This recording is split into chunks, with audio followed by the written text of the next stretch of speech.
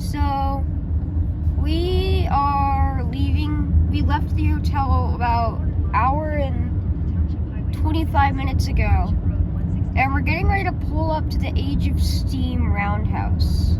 The roundhouse was built by a guy named Jerry Jacobson, who owned the Ohio Central Railroad, which is a short line freight hauler, but he was a steam enthusiast, so he collected steam engines, and then he eventually sold the railroad, and then used the money that he sold the railroad in order to build this roundhouse to house his steam locomotive collection. Beautiful entryway. Oh, and then the depot is like the visitor center. Oh, wow. So this is really cool. This is going to be probably the longest part of today's video. This is what we're going to be doing today. So we're walking up to the roundhouse, and he said it's 18 stalls, 22 locomotives. And then there's just a tank engine right there. And there's the Oh my gosh.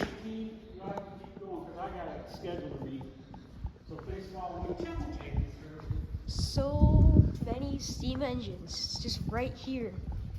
And they're huge, like they're big oh my gosh. These are big engines. Morning. Oh, cool. Hey, that's looking better every time I see it. Oh wow! They've got older engines. Got older. Buffalo, Rochester, Pittsburgh engine, and then the B&O took over the BRP. They renumbered it to a B&O number.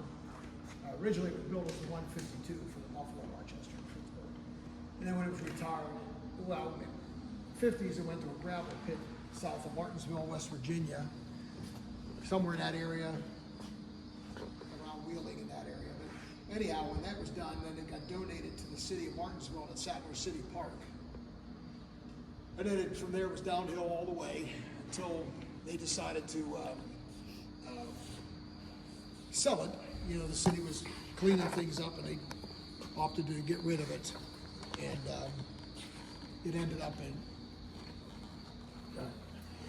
up in Bellevue at the Mad River Museum Okay. up there. And they had ideas of firing it up and rebuilding it, but they ended up selling it to somebody else. And that guy got what was left of it. So we got a fair amount of cars, but we don't have all the cars. Things didn't do good, and things probably got scrapped in Bellevue. It was really getting rid of that. Things like that. We're going to cause money to fix it. Just that alone is going to take a little bit of work. It almost looks like James from Thomas the Tank Engine with the high raised boiler. Yeah. I got the message. Yeah, it's so cool. You can see like the higher raised boiler. And look at the saddle here. It's just so high. It's like a tower.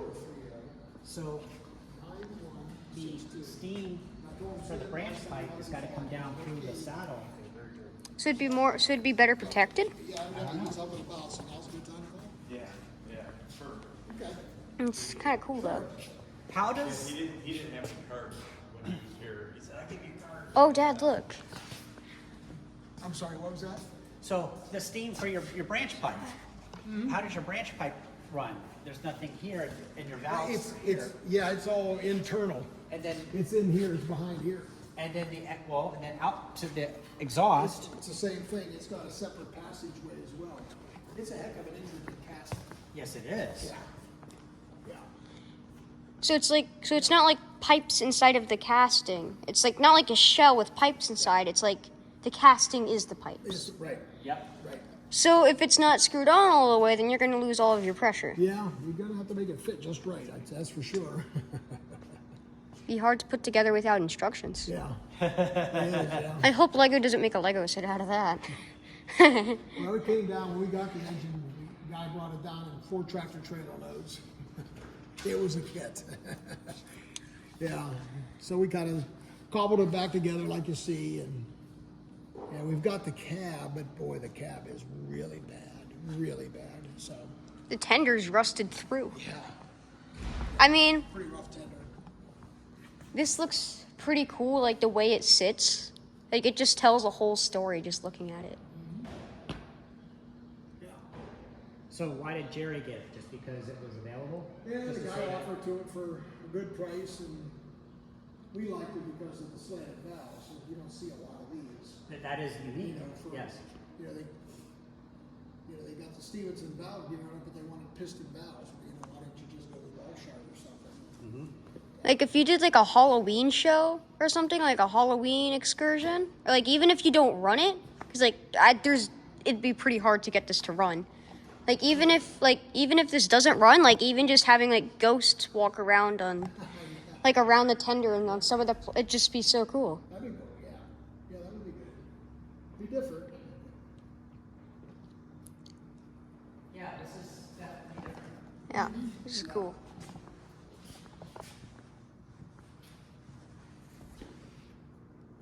And then this Burke, that's the one you just got. Steamtown? No, that came out of Roanoke, Virginia Transportation Museum. Oh, right. Okay. Yeah. Yeah, and we got that, and about the time Jerry was deciding to sell the railroad, so all we did was strip it down to get all the asbestos and everything off of it. And then he sold the railroad, so there was no need at that time to continue restoration. So Right. we got all the parts, and we just needs the big job. Uh-huh. Well, we have to have a reason to do it. Yeah. That's true. No sense of putting the money and stuff into it. It's just, don't have any deep water. And it's identical pretty much to the 765. Yep. It sure is.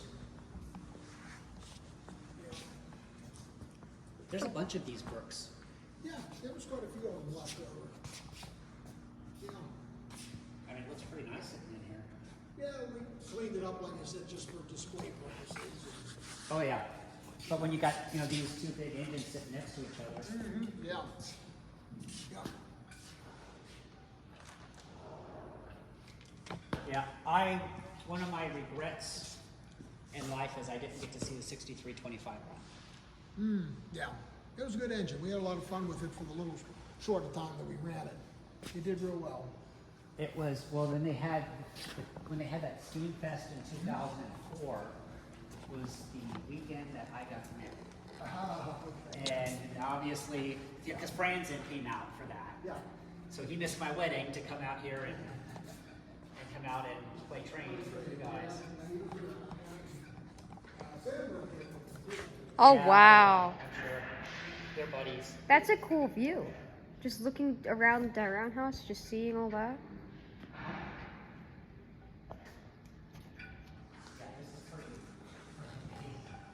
Tank engine. He wasn't kidding. Tank engine.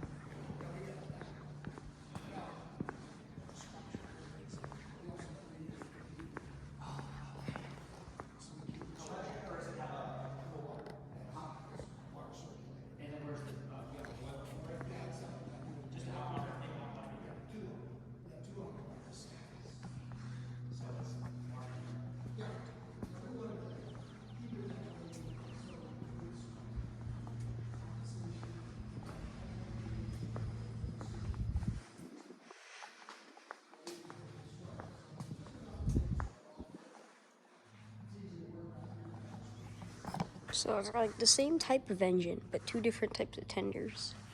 And then we have a tank engine. Tank engine. Yay. I'm not in it. There's the firebox. The cab. Still two-person cab, but could probably run the entire tank engine with one person. Yeah, there's nothing on the fireman. It's all engineer van. Yeah, a little tank engine. Oh, yep. Illustration of how that works. One thing I'm surprised. So in the diagram they have it so it's auger fed. Cincinnati originally. But before they had these augers to run through them, they would just use shovels and put that in. Yeah. But other than that, it's completely accurate. Yeah, it is. Augers is pretty common now in these steam engines. But it's a tank engine, guys. Oh, Dad, it's a one-person tank engine. There's nothing on the fireman side. Look. I mean, like, there's a few valves, Well, but it's a like, there's a few valves, but there's no injector on the fireman side. See? No, the injector's right there. Oh, it's a different type of injector? Yeah, it's a lifting injector. But you could run it with one person. Well, somebody's got If to he shovel. just stood right there. Somebody's got to shovel coal in the firebox. But it's Or a that's tank an oil engine. burner. It's a tank Where's engine. the- Dad, it's a tank engine. It's a tank engine. Where's the oil valve? Where's the oil tank? What do you mean, where's the oil tank? This, the steel mill, this came from the steel mill. Uh-huh. They put a tender on this thing. I got the tender buried over here. Oh, Little gotcha. homemade tender. So it's not a tank engine? So it has a saddle tank. Originally, it had a wooden cab and had coal lockers in the back. But the steel mill converted it to oil. And they got rid of the lockers, put a steel cab on it, Do you know what you could do? and, we had the tender with the tank in it. It was just a four-wheel tender. Do you know what you could do? But where's the oil valve? I think it was long gone. The burners are, you can see the burner down there, but it was all missing, so we just left it this way for display. So the burner actually was on this end to shoot Yeah. that way. That's why it sloped up like that. Oh, that's goofy. You might not be able to go as far, Steel mill guys, but it was a one-man show, and maybe. somewhere they had probably the burner, the things on this side. What if you got half of the tank, oil on the other half? You might not be able to go as far, but you could make it an oil-burning tank engine if you split the water tank in half and you divide it, and one half is oil, the other half is water. You could do it that way. Yep, yeah, you sure could. And then try to burn this, and then try to use up the same amount so that it's not one side super heavy and the other side super empty. And just Yeah, that's a good point. It depends how quick each side goes down. Yeah, you usually go through a lot more water than you do oil. well, if it's a tank engine, Yeah, this was 1897. This was built. Okay. so it used to be a wood burner, and in the steel mill.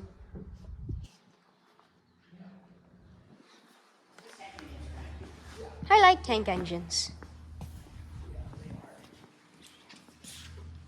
Yeah. So do you have any oil burners in the roundhouse? That's cool. That's pretty cool. Little tank engine. So, like you said, it was originally wood, and there's a little wood hopper in the back, or coal, or one of the two. And then they got the steel mill bought it, and then they had a little tiny four-wheel tender that they put in the back for all the oil. Oh, cool. That's cool. What's that off of? That is homemade. Okay. We had an extra door, a faceplate, and when Jerry was young, this engine, the 417, was stationed in Akron, and he hung around down here all the time on his bike, and occasionally he'd come out as a backup. And so we kind of doctored this thing up as a tribute to him. Okay. The engine got scrapped, obviously. but- It looks cool. There's not a whole lot of B&O engines still around, I don't think. None of them operational. No, not really. Oh, this is a cool. Cool engine. Pacific.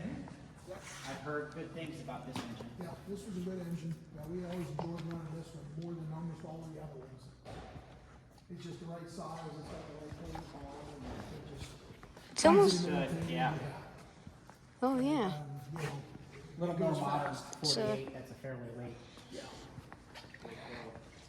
464, 464 or 468?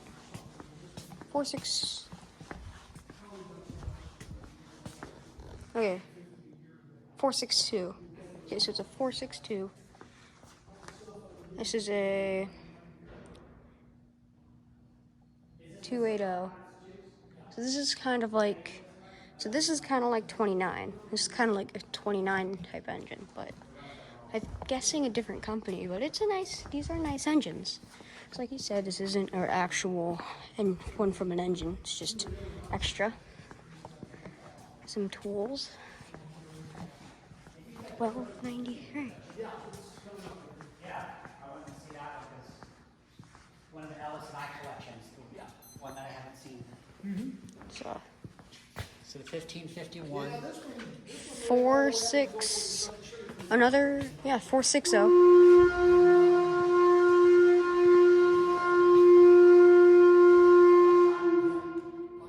What whistle was that? That's our lunch whistle, shop whistle. Air powered? Yeah. And, yeah, we started doing a 15-year on this, and then we said, hold off. I kind of want lunch. So we never got around to finishing it. But, you know, this is another candidate. If we were to get out on the main line or something between here and Sugar Creek, this would be ideal. Yeah, it's a nice proportioned engine for a small little flat land. Yeah, sure is. It's perfect. Yeah. Yeah, Walshart's valve gear, piston valves. Is it superheated? Yes. Yes. Power reverse. Yeah, not bad. Yeah, this would be a great engine. Yeah. That's not a second sand dome. No, that's just a cap on. Yeah. turret. Yeah, that covers where the pops are. There's a little. Right. Okay. And is this the Gettysburg? Famous Gettysburg engine? This is it. Yeah. Wait, Gettysburg engine? So, 1993? 1995? This engine was running on a short line out of Gettysburg, Pennsylvania, and it suffered a crown sheet failure that killed 2 people? No, didn't kill them. No, they just injured them. Heavily And the injured? engineer eventually died like 10 years later with complications. He got it the worst. There was 2 firemen. One was okay, you know, minor burns. The other one was minor burns, but when he jumped out of the cab, he broke a leg. Okay. Yeah. And then, you know, the engineer, it was the owner's son. He survived it, but within, about 10 years later, he passed on because he was just horribly burnt. So severely injured, but nobody died directly at the accident. Yeah. So what happened? Like, how did it Can we go up and can you see it into the camera? Not really, yeah. They got all that, yeah. Okay. What do you mean a crown? Okay. Crown failure. So the firebox, the top of the firebox is called the crown sheet. Okay, and it's held in place by stables that provide strength to it from the boiler shell. So they low watered the engine. You have to have water over the top of the crown sheet at all times, otherwise the heat from the fire is so warm or so hot that it will cause the steel to start to deform, start to melt. So he had, they had problems with water pump, the injector, and then the water glasses were clogged up or blocked. So they didn't realize that they were low on water. The water dropped low enough, so it was no longer protecting the crown sheet, so it wasn't covered with water. So then the fire caused the metal on the top of the crown sheet to deform, and it buckled, and then caused a significant release of pressure. This one had what's called a fusible plug, so that's a safety device. So it melts, so at a certain temperature, the fusible plug melts, and then it causes water and steam to go in and put the fire out, but that also throws back in the cab.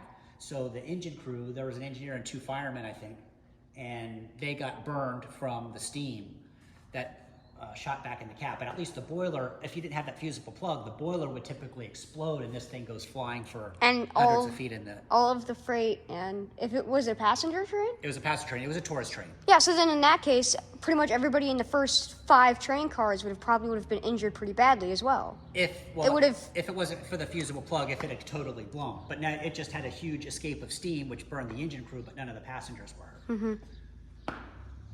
So after this, that led to the FRA changing steam locomotive regulations for tourist railroads, and they rewrote the entire boiler code. So the codes that we have to use now, the rules in order to run steam locomotives under Federal Railroad Administration jurisdiction, came a large part due to changes because of this accident.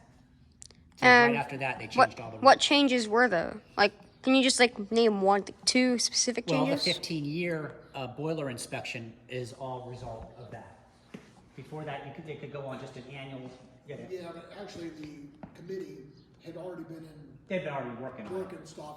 They just stopped and went back and reviewed certain areas that they had already addressed and changed them based on results of this one. Yeah. And then you had, go with 2 water glasses in the cab. Before you only had to have 1 water glass, and you could go with tricox. Now you have to have 2 water glasses. Because it clogged up, so they didn't know. Yep, so you have to have a backup. Yeah, more inspection procedures. I mean, I think it's all good. I like the way the program is now for the most part. It's workable. But yeah, this engine is famous for that reason. Yeah. The in the FRA video, I'm sure you've seen it a million times, where they talk about this accident and then go into inspections and things like that. The footage that's taken by, of this engine was taken by a guy that used to work for us. Oh, really? Okay. Okay. Yeah, he happened to be there on the day that exploded. He rode the trip prior, earlier in the day before they had the accident that evening. Not a good thing. Oh, it was a terrible thing. Kind of a sad thing how it became about. Could have been worse. Could have been so much worse. Not the best way to become famous, though. No.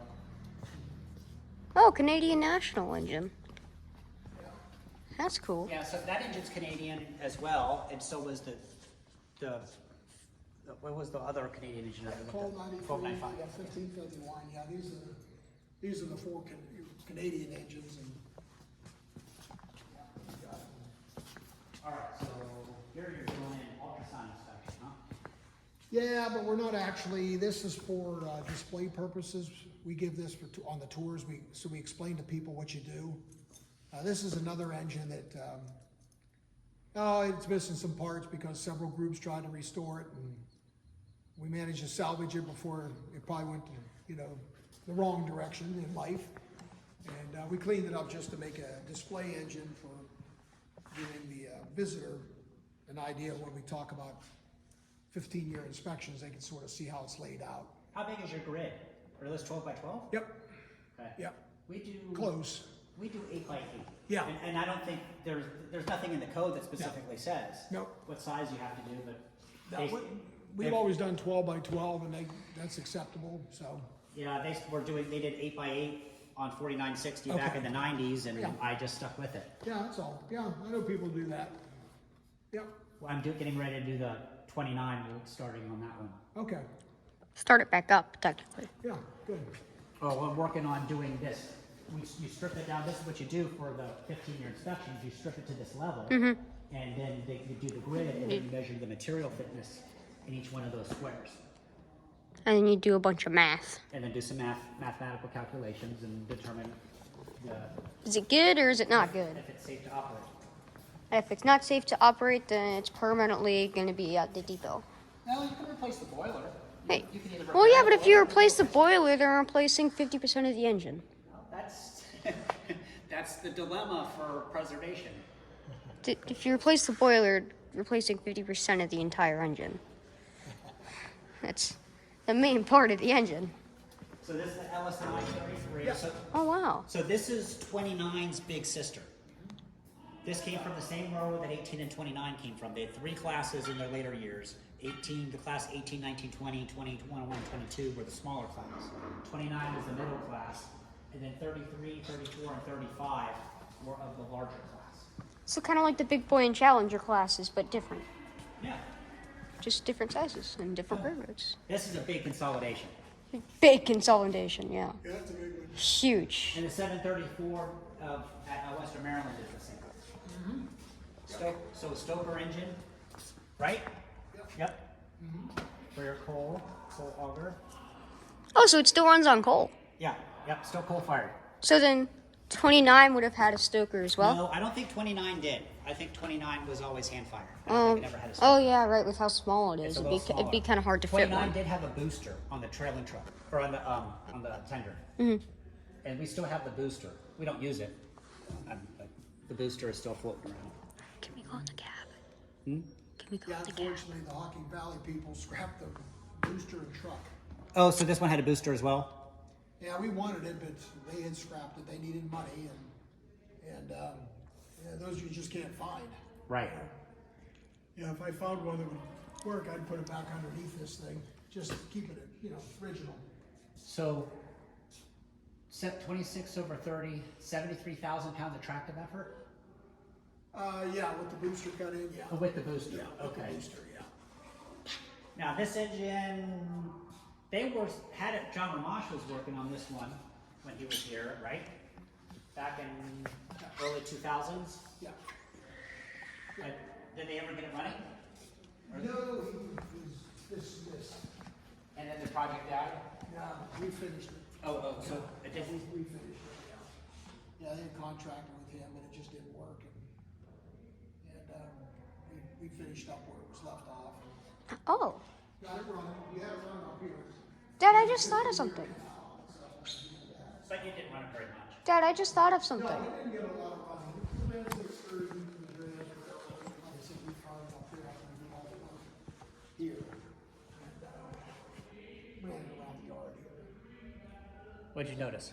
So, you know how when we were talking about when the water glass got clogged and the engine went kaboom? Yes. What if you just had a separate water reservoir that was cut off of the main boiler, and then that would go above, so no matter what, you're going to have water over that, but you still have the water glass for the main part of the boiler. Well, that part would eventually boil off there as well. Well, then you just have a separate injector that you need to replace every... Now you're starting to add a little bit more complications to it, and it gets to the point of when does it get to be too complicated to the point where it's It'd be safer. not worth.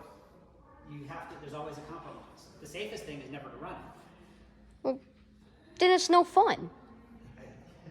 That's the challenge. Eh, That is the challenge. yeah, I guess you're right. Oh, cool. Ooh. That's out of the 33. We replaced them. Up here, actually, once we got the engine here, we replaced them. It's still got the same design. Yeah, Okay. same thing. Just Yeah, built new ones. Yeah. Yep. Why did you replace them? Were they thin? Yep. Yeah, you can see a lot of XS welding and stuff on them. And they were, yeah. Yeah, they there's were patches. Due. They were due, so we just make it all new. Okay. Yep.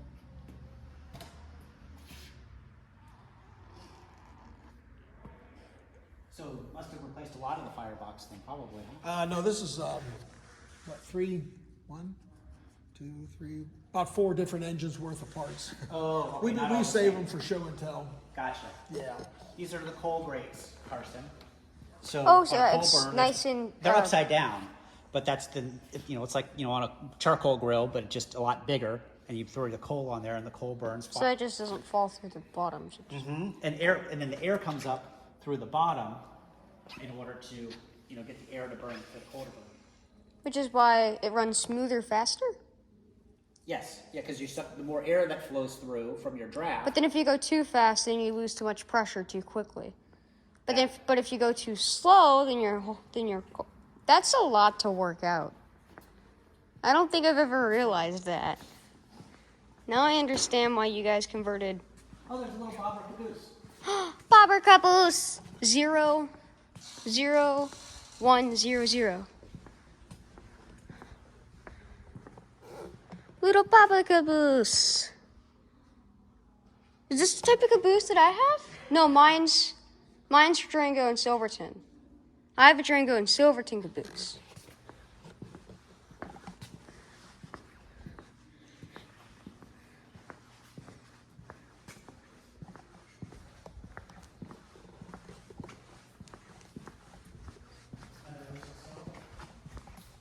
Yeah, there's a local engine. Always lived here in Ohio.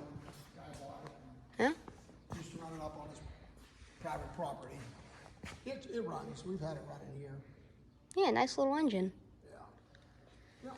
It is cute. Another 280. Yeah, this came from the mid-continent.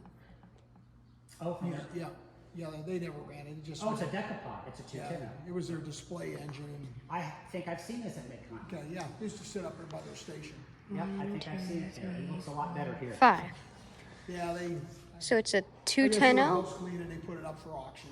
So it's a 210. Okay, I remember when you guys got that. They were disposing some of their collection, trying to make a little money and make some space. Yep, that's what it was. Yep.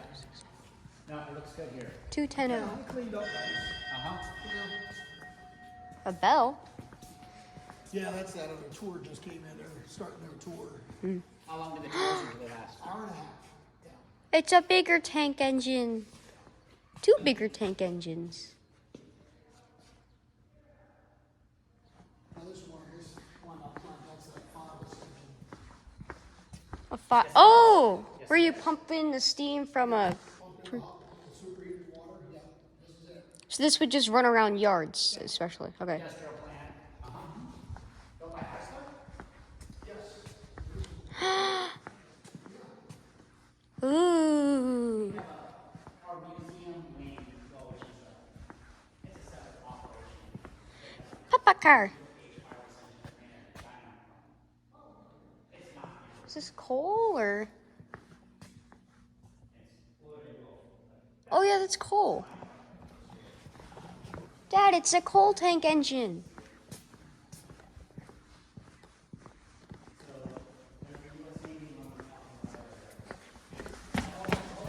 Resemblance to Thomas, absolutely. So you said Strasbourg's got one. Whoa. Theirs is pretty similar.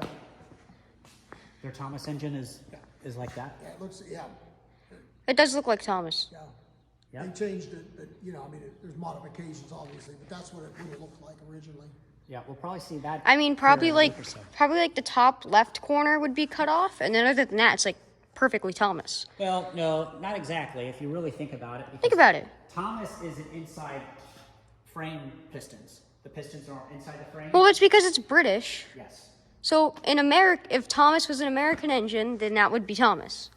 there you go. Because Thomas is not an American engine, Thomas is British, which is why everything was filmed by Hornby. It makes sense. Also, what type of tank engine? This looks something out of Mad Max. Compressed air, Oh, compressed air. oh, that's genius. How far can it run on compressed air? Well, that's always a debate. We're trying to figure that out. So it's 3 individual air tanks. I understand. Oh, so it's oh, that's so cool. Oh, it's so cool. So you don't need a fireman. And then here's the U.S. Navy engine from Southern Brooklyn. It's coal. Yeah, it's coal. That's cool. Well, that's a Porter. Dad, it's a Porter. The U.S. Navy's a Porter engine. See, Porter, right there. And then this compressed air. That's cool. That's cool. Cool little engine. And then we have the big. You can pump it up to probably 200 psi or something just to putz it around and demonstrate it. That's cool. It's a big engine.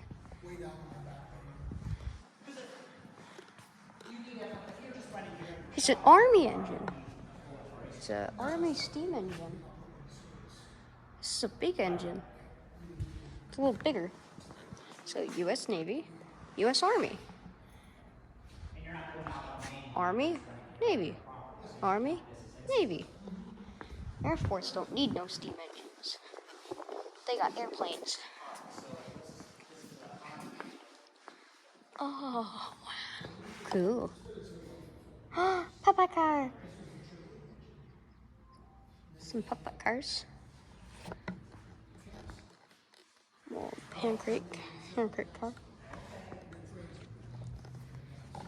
So here's inside of the Navy engine. A lot of the no, they're just up there. Okay.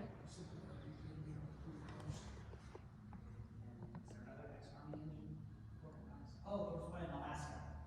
Yeah. There's one there. It's a different. So this is how they would transport troops and weapons and stuff like that.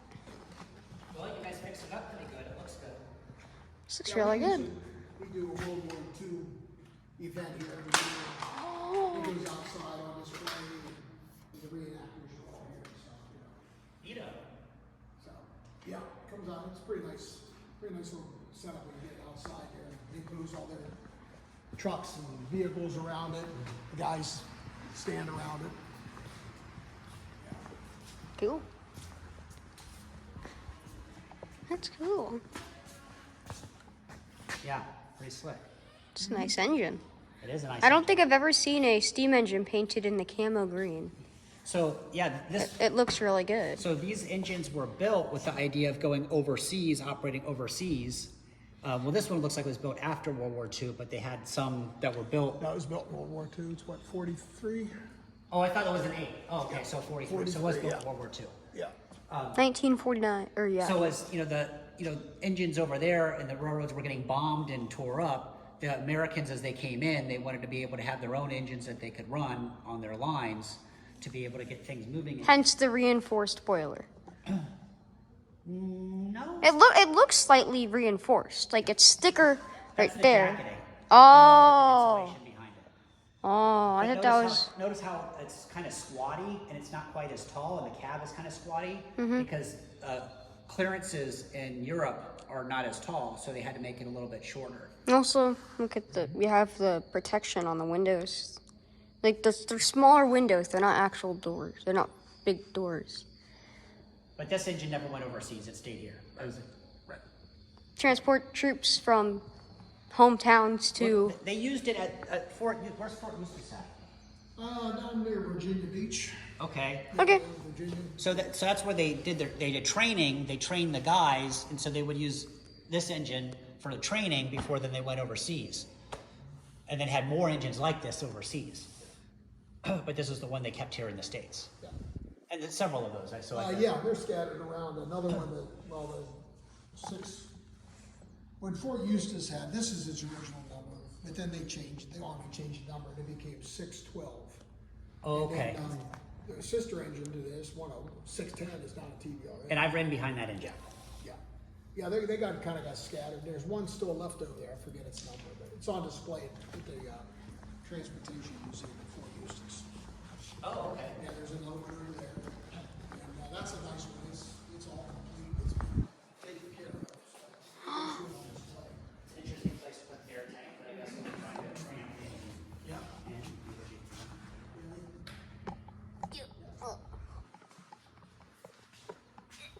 Pretty cool. Quite see it. So over here, Carson, against the wall, these are tires in a ring of fire. I remember. Yeah. Ring of Fire. Yeah, so that's your tire. And then they put that around it, and then with probably propane, acetylene, Yeah. Depends which god, yeah. and then heat it up, and then push it onto the rim.